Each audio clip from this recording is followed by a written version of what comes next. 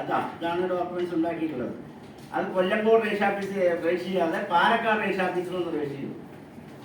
സാധാരണ limited register ഓഫീസിലും ചെയ്യാം. ഇപ്പോൾ സ്റ്റേറ്റ് ലെവലിൽ എല്ലാം ചെയ്യാമെന്നുണ്ട് നിയമം വന്നിട്ടുണ്ട്. അതുകൊണ്ട് എനിക്ക് കുഴപ്പമില്ല, രജിസ്ട്രേഷൻ നടത്തിയല്ലോ. എൻ്റെ സ്വത്ത്, എൻ്റെ മുത്തശ്ശിയുടെയും മുത്തശ്ശൻ്റെയും സ്വത്ത് 5 അവകാശികൾ ചിറ്റൂർ കോടതി മുനിസിപ്പൽ വിധിയായത്.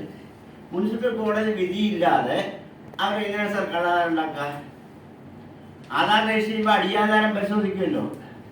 സബ് രജിസ്ട്രാർ ഓഫീസർ അടിയാധാരം പരിശോധിക്കും, വില്ലേജ് ഓഫീസ് പോക്ക് വരവ് അതെല്ലാം നോക്കുമല്ലോ സാർ. ഇത് വേണമെന്ന് വെച്ച് കൽപ്പിട്ട് കൊടുത്തിട്ടതാണ്.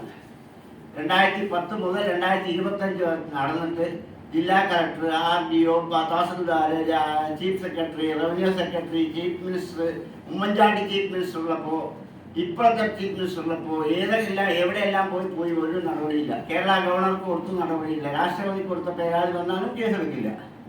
കൊല്ലങ്കോട് പോലീസ് ഡിപ്പാർട്ട്മെന്റ് നടപടിയേ ഇല്ല. കള്ളാധാരം ഉണ്ടാക്കിയ കേസല്ലാതെ സിവിൽ നാച്ചറാണെന്നാണ് പറയുന്നത്.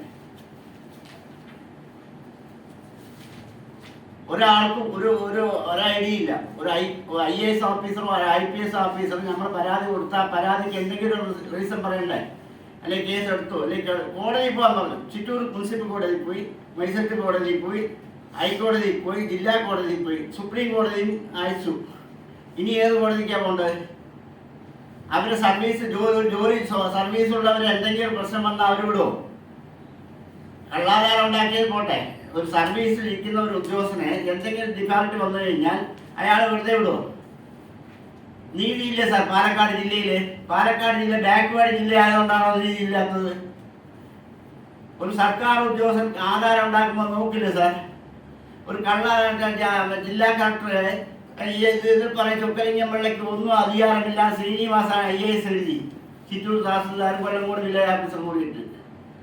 അത് വെച്ചിട്ട് ഗവൺമെന്റ് പറയുകയാണ് ചൊക്കലിംഗം പിള്ളയ്ക്ക് ഒന്നും അധികാരമില്ല എന്ന്. നിങ്ങളെ ഒരു കക്ഷിയെ 2 കക്ഷികളെ വിളിച്ചിട്ട് എൻ്റെ എൻക്വയറി നടത്തുന്ന ഒരു ഓഫീസറെ, ഒരു ജില്ലാ പോലീസ് സൂപ്രണ്ടായാലും ജില്ലാ കളക്ടറായാലും തഹസിൽദാരായാലും RDO ആയാലും 2 കക്ഷികളെ വിളിച്ചിട്ട് വേണ്ട അന്വേഷണം നടത്താൻ.